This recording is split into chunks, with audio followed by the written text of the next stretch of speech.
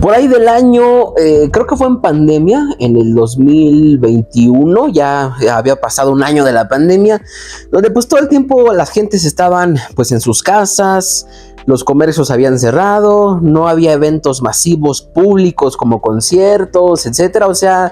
estábamos en cuarentena, que en ese momento pues no sabíamos que iba a durar muchos años. Pero por esas épocas yo publiqué mi primer poemario titulado Navegantes. Es un poemario que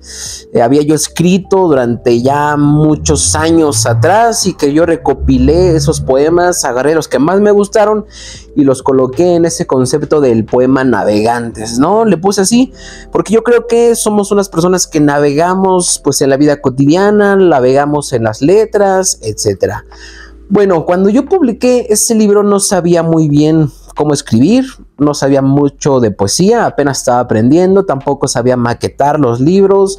no sabía muchas cosas que hoy, pues a través de la experiencia y haber sacado, publicado más libros, pues sí sé. Entonces quiero compartirles algunos aprendizajes o algunas cosas que yo vi en mi etapa como escritor, editor y poeta que se me hacen interesantes y que me hubiera gustado saberlas desde un inicio, desde antes, pero las aprendí conforme pues las experiencias y las cosas iban pasando en mi vida. Por ejemplo, entendí y comprendí que absolutamente ya nada es original. Estamos en el 2025 y tener algo original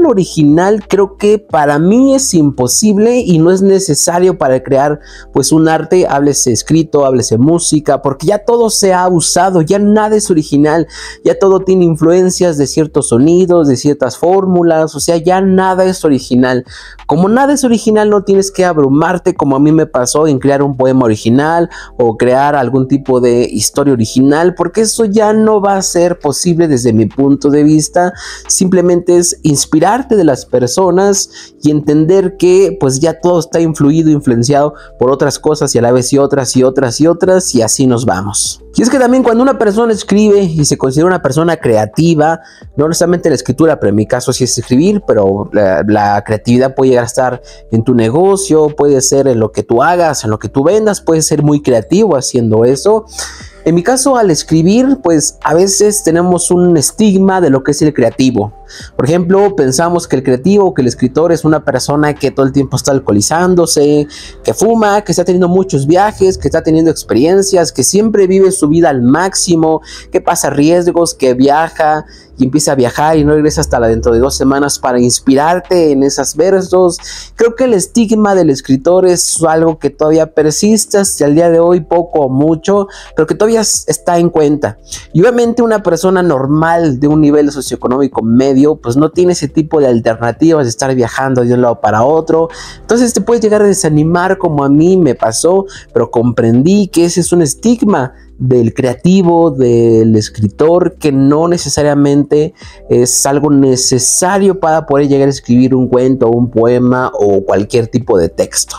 Otra cosa que aprendí escribiendo es de que para empezar el escribir tienes que tener el hábito y solamente lo practicas, o sea, solamente lo adquieres practicándolo una y otra vez, poniéndote un horario. Es como trabajar, tienes un horario de entrada, tienes un horario de salida, una hora para comer y tienes que estar practicando ese ejercicio, porque si no, pues lo veo muy complicado, ¿no? Está también muy romantizado esta idea del escritor intelectual que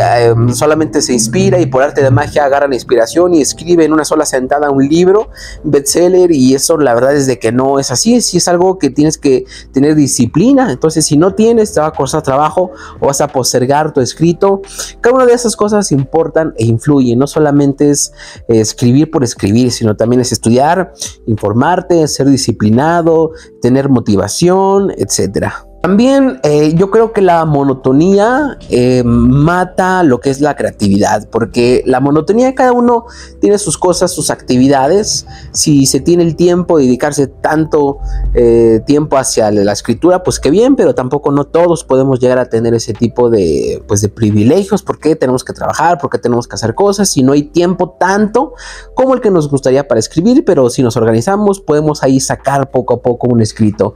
Sin embargo, tener ese ese tipo de dinámicas monótonas en nuestro día a día hace que nuestra creatividad no crezca, sino por el contrario se corte y se limite, porque no estamos viendo nada nuevo. Y con nuevo no me refiero a irte a otro país porque eso es costoso, sino me refiero a casi lo simple, lo cotidiano, pero diferente. Cuando ya estamos acostumbrados a hacer lo mismo, a pensar lo mismo, ya no se nos ocurren ideas diferentes, innovadoras, locas, salidas como de control, a ver qué es lo que pasa. Perdemos esta creatividad, y lo que más recordamos, lo que más nos prende esa chispa de la creatividad es precisamente las cosas nuevas, las cosas diferentes, y cuando salimos de esa zona de confort del ser humano. Incluso pues las cosas que más recordamos, cuando por ejemplo si tú vas a una cafetería todos los días, pues a lo mejor no vas a recordar qué pasó el lunes, qué pasó el martes, qué pasó el miércoles, porque es muy monótono. Pero si tú vas a una cafetería un lunes y ese día pasó algo diferente, no necesariamente malo, o sea, no necesariamente que te asalten, sino que viste a una chava te habló, o algo pasó, te encontraste dinero, ese día, por ser diferente, lo vas a recordar y vas a llenarte más de creatividad porque salió de ese sistema de monotonía. Y por último, la última cosa que aprendí escribiendo este libro de Navegantes es: no le temas a la crítica. Va a haber personas que les va a gustar tu poesía, va a haber personas que no les va a gustar tu poesía, va a haber personas que les va a hacer indiferente tu poesía. Entonces tenemos que romper ese miedo a la crítica, porque a fin de cuentas uno escribe